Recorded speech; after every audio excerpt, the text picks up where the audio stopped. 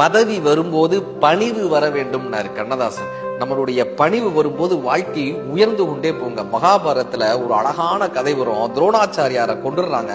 தன்னுடைய அப்பாவை கொன்றவர்களை பழிவாங்க உலகத்திலேயே பலமான அஸ்திரமான நாராயண அஸ்திரத்தை விடுறாரு அஸ்வத்தாமன். இந்த நாராயண அஸ்திரத்தை எப்படி எதிர்ப்பதுன்னு யாருக்குமே தெரியாது. பெருமாளின் அம்சத்தோடு அந்த அஸ்திரம் வருது.